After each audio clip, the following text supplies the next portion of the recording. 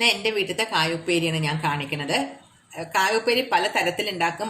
ഉപ്പേരി എന്ന് പറയും, തോരൻ എന്ന് പറയും, മെഴുകുപറ്റി എന്ന് പറയും, പല രീതിയിലും പറയാറുമുണ്ട്.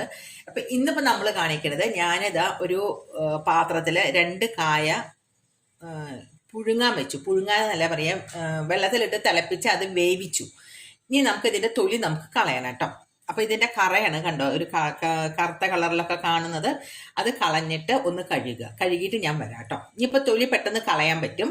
ഞാൻ ഒന്ന് കഴുകി എടുത്തു കേട്ടോ. ആ വെള്ളമൊക്കെ കളഞ്ഞിട്ട് ഞാൻ കഴുകി എടുത്തു. ഇനി ഇതാ തൊലി ഇങ്ങനെ നമ്മൾ കൈ കൊണ്ട് ആക്കുമ്പോഴേക്ക് തന്നെ അത് പോന്നോളൂ കേട്ടോ.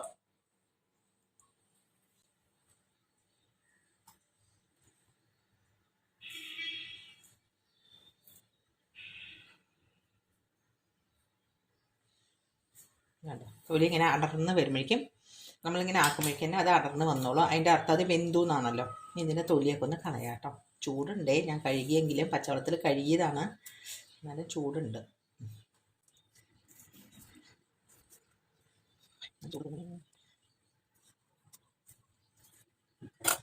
ചൂടുണ്ടേ, അതുകൊണ്ട് കൊണ്ട് ഞാൻ ആക്കുമ്പോഴേക്കും അത് വരും. അതിനകത്ത് 2 എണ്ണം അത് ചെയ്തെടുക്കാം. നമ്മളിത് 2 എണ്ണം തൊലിയെല്ലാം കളഞ്ഞ് വെച്ചു കേട്ടോ. അത് വെന്തിട്ടുണ്ട്. ഇനി ഒരു ഗ്രേറ്റർ എടുക്കുക. ആ ഗ്രേറ്റർ കൊണ്ടുവന്ന് ഗ്രേറ്റ് ചെയ്യുക.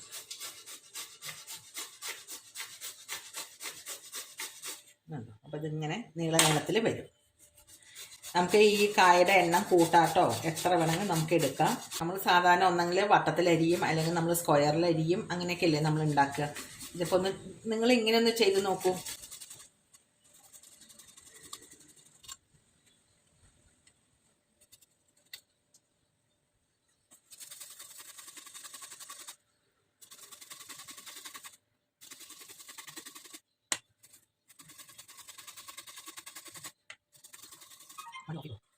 ചൂടായി, നമ്മൾ വെളിച്ചെണ്ണ ഒഴിച്ചിട്ടുണ്ട്. അപ്പം അതിലേക്ക് ഇത്തിരി കടുകിട്ട് കൊടുക്കുക.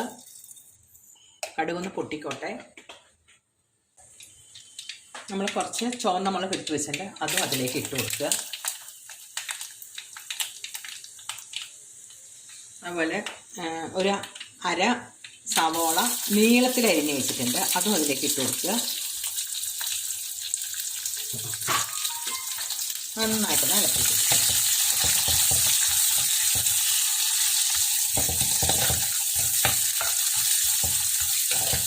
സവാള മൂത്ത് വരട്ടെ കേട്ടോ.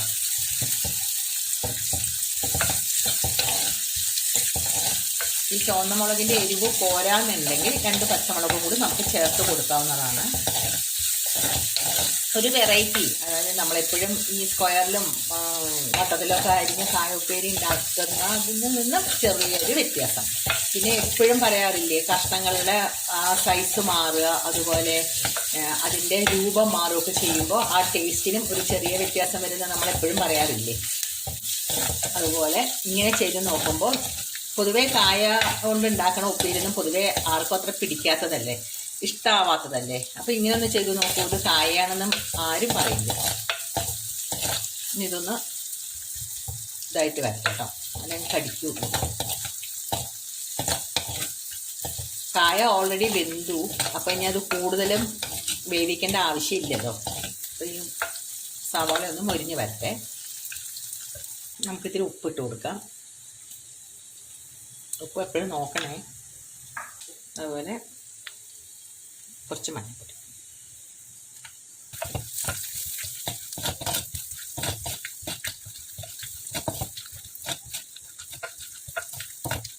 കായ എത്ര വേണമെങ്കിലും വേവിച്ചിട്ട് ഇങ്ങനെ ചെയ്യാട്ടോ. ഞാനിപ്പോൾ 2 പേർക്ക് കഴിക്കാവുന്ന, ഇന്നത്തെ ഉച്ചത്തേക്ക് വേണ്ടി മാത്രം ഉണ്ടാക്കിയ 2 കായ വെച്ചിട്ട് 2 ആൾക്ക് കഴിക്കാവുന്ന ഉപ്പേരിയാണ് ഉണ്ടാക്കിയിരിക്കുന്നത് കേട്ടോ. ഇനി നമ്മളിത് ഗ്രേറ്റ് ചെയ്ത് വെച്ച കായ ഉണ്ടല്ലോ, അത് ഇതിലേക്ക് ഇട്ട് കൊടുക്കാം. നന്നായിട്ടൊന്ന് ഇളക്കി കൊടുക്കുക.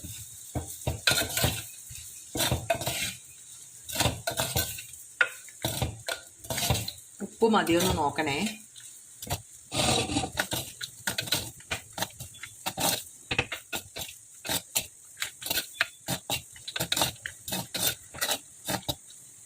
കാണാൻ തന്നെ നമുക്ക് ഉപ്പ് ഭംഗിയാണ്. നമുക്ക് 2 മിനിറ്റ് നിറച്ച് വെച്ചാലോ, പിടിക്കട്ടെ.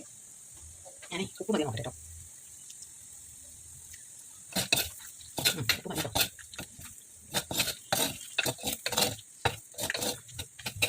വെളിച്ചെണ്ണ നല്ലത്.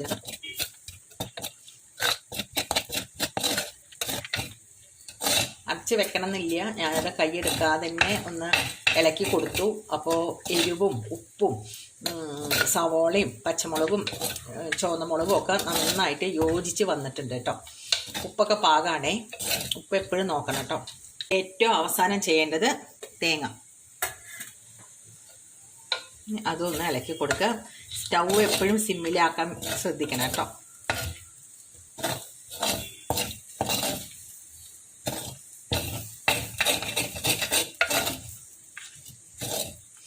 ചട്ടിയിലൊക്കെ ഉണ്ടാക്കുമ്പോൾ ഒരു പ്രത്യേക ടേസ്റ്റാണ്. ചട്ടിയിൽ വെളിച്ചെണ്ണയൊക്കെ ഉപയോഗിച്ച് ചെയ്യുമ്പോൾ വേറൊരു ടേസ്റ്റാണ്. തേങ്ങ കായയുടെ കൂടെ ഇടുമ്പോൾ അതിനും ഒരു ടേസ്റ്റാണ്. അങ്ങനെ മൊത്തത്തിൽ നമ്മുടെ ഈ കായുപ്പേരി സൂപ്പറാണേ. ഉണ്ടോ, ഇത്രയേ ഉള്ളൂ നമ്മളുടെ കായുപ്പേരി ഉണ്ടാക്കാൻ സമയം. ഇത് വേവിക്കേണ്ട സമയം, ഇത് ഗ്രേറ്റ് ചെയ്യേണ്ട സമയം, അത് കഴിഞ്ഞാൽ ഉപ്പേരി റെഡി. ഇത്രയേ ഉള്ളൂ. നോക്കൂ നമ്മളുടെ ഉപ്പേരി. ഉപ്പേരി എന്നല്ല കേട്ടോ, ഇതിനെ തോരൻ തന്നെ പറയാല്ലേ. കാരണം തേങ്ങയൊക്കെ ഇട്ട് ചുവന്ന മുളകൊക്കെ പൊട്ടിച്ച് ശരിക്കും നോക്കൂ, തോരനല്ലേ. കിടിലനാണ് കേട്ടോ. ഇനി കുറച്ച് നേരം ഇതിൽ തന്നെ അങ്ങോട്ട് ഇരിക്കട്ടെ. അപ്പോഴാണല്ലോ നമ്മൾ പറയുക ആ ഒരു എന്താണ് ചട്ടിപ്പാകം ആവണമെന്ന് നമ്മൾ പറയാറുണ്ട് അല്ലേ. ഇപ്പം തന്നെ നമ്മൾ സെർവിങ് ബൗളിലേക്ക് മാറ്റിയാൽ ടേസ്റ്റ് ഒന്ന് കുറയും. ചട്ടിയിൽ തന്നെ ഇരിക്കട്ടെ എന്ന് പൊതുവേ പറയാറുണ്ട്. അപ്പോൾ നമുക്ക് ഇത് ഇപ്പം ആയി, ഞാൻ ഗ്യാസ് ഓഫാണ്. ഇനി നമുക്കിതൊന്ന് അടച്ചു വെച്ചാലോ കുറച്ച് നേരത്തേക്ക്. കുറച്ച് നേരം അടച്ചു വെച്ചില്ലേ, ഇത് നോക്കൂ, നമ്മളുടെ കായുപ്പേരി റെഡി ആയിട്ടുണ്ട്. കണ്ടു, നല്ല ടേസ്റ്റാണ്. എളുപ്പം ഒന്ന് ട്രൈ ചെയ്ത് നോക്കൂ കേട്ടോ. അപ്പോൾ അടുത്ത വീഡിയോയിൽ കാണുന്നവരെ ബൈ ബൈ, താങ്ക് യു.